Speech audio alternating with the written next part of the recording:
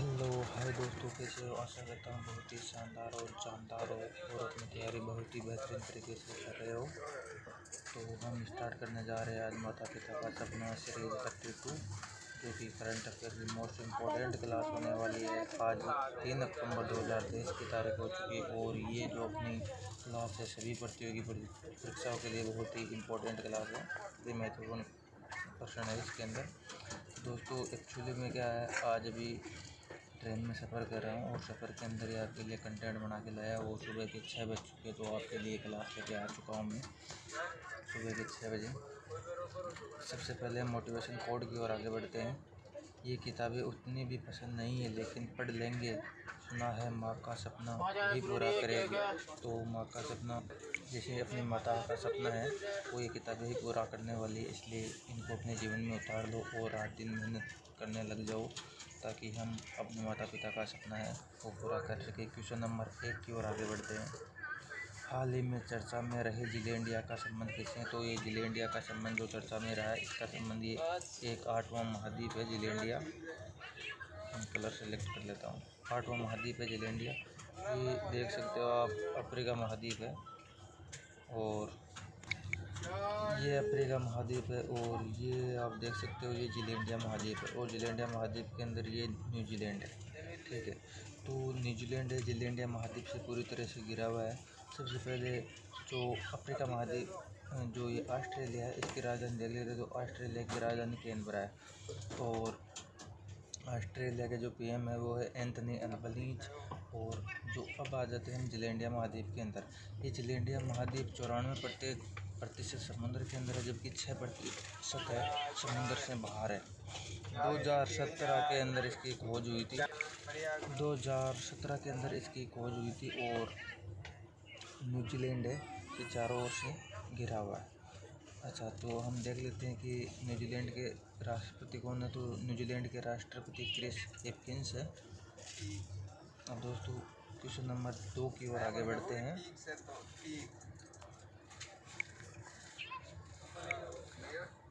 वैश्विक नवाचार सूचकांक 2023 में भारत को कौन सा स्थान मिला है? तो वैश्विक नवाचार सूचकांक में भारत को भी 40वां स्थान मिला है।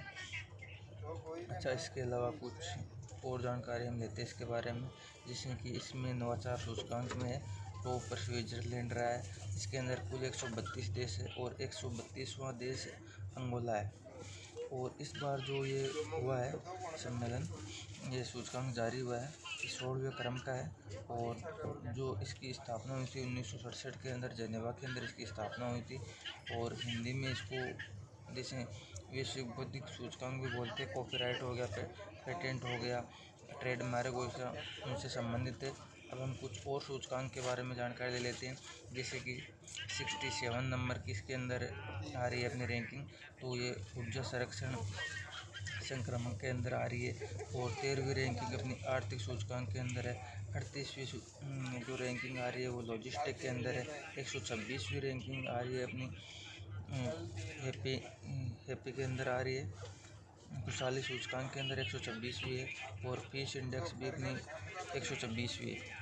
और 127 ग्लोबल जेंडर गैप के अंदर आ रही है, जैसे कि 4 नंबर अपनी जो रैंकिंग आ रही है। फायर पावर के अंदर 4 रैंकिंग आ रही है।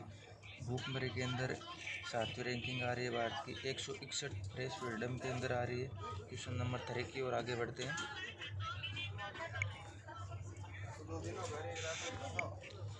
नोवे आंगजो एशियाई खेलों में 10 मीटर एयर पिस्टल में स्वर्ण पदक विजेता पुरुष टीम में के सदस्य कौन है? तो ये स्वर्ण विजेता पुरुष टीम के जो है वो है ये चारों के चारों ही है। इसमें सरबजोत सिंह है, अर्जुन सिंह चिम्मा है और शिव नारवल है। तो इसके अंदर कुछ और हम देख लेते हैं। ये 50 मीटर राइफल के अंदर जैसे कि अभी हुआ है, तो इन्होंने 10 मीटर के अंदर जीत के लाए। इससे पहले वाला जीत के लाए 50 मीटर के अंदर। तो 50 मीटर राइफल के अंदर कौन कौन लाए? नील है, ऐश्वर्या है, अखिल है, ये तीनों जीत के लाए। तो ऐसे खेलों के ध्वजवाहक कौन थे? मनप्रीत सिंह और लवलीना बोरगोन इसके ध्वजवाहक थे। और 41 वर्षों बाद में भी हाल ही में हॉर्स राइडिंग के अंदर हम गोल्ड मेडल लेकर आए। और शूटिंग के अंदर पहला गोल्ड मेडल अपना शूटिंग के अंदर आया था। इससे पहले एक महिला भी इसी के साथ लेकर आई है, जैसे कि 10 मीटर एयर पिस्टल वाला हुआ है। इसी के साथ पलक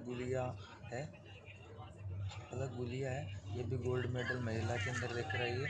क्वेश्चन नंबर 4 की ओर आगे बढ़ते हैं। टाइम हायर एजुकेशन की वर्ल्ड यूनिवर्सिटी रैंकिंग 2024 का पहला स्थान किसका है? तो इसके अंदर पहला स्थान अभी हाल ही में ये जो ऑक्सफोर्ड विश्वविद्यालय है, इसको पहला स्थान मिला है। इसमें 108 देशों की यूनिवर्सिटियाँ शामिल है, जिसके अंदर पहला स्थान यूएसए की ऑक्सफोर्ड यूनिवर्सिटी को मिला है इसके अंदर। और अपने भारत के अंदर है जो 1 से लेकर 200 तक कोई यूनिवर्सिटी नहीं है इसके अंदर शामिल, जबकि 201 से 250 के अंदर एक यूनिवर्सिटी है जिसका नाम है भारतीय विज्ञान संस्थान है, ये शामिल है। और जबकि पहला स्थान चीन का आ गया और चौथा स्थान भारत का है चीन को पछाड़कर। पहला स्थान यूएसए का आ गया, पहला स्थान तो आ गया जैसे कि यूएसए का, और चौथा स्थान भारत का आ गया, पाँचवां स्थान चीन का आ गया। और चीन को भारत ने भी हाल ही में पछाड़ दिया है।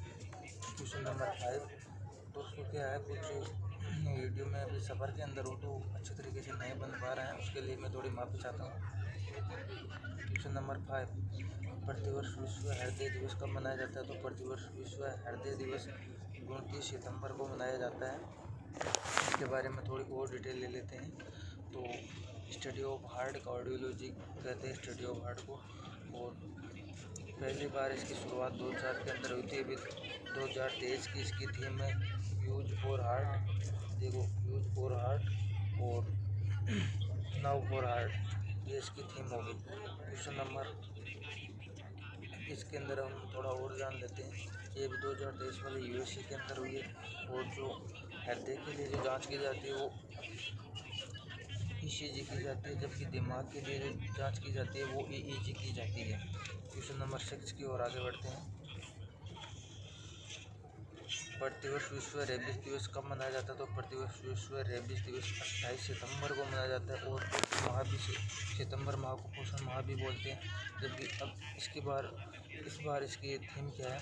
तो इस बार इसकी थीम है all for one health for all, जो कि विश्व रेबीज दिवस की इस बार की थीम है। अच्छा, रेबीज वायरस किसके कारण होता है? रेबीज वायरस रेबडो वायरस के कारण होता है। इसका दूसरा नाम हाइड्रोफोबिया है। और रेबीज के टीके की खोज लुईस पास्चर ने की थी।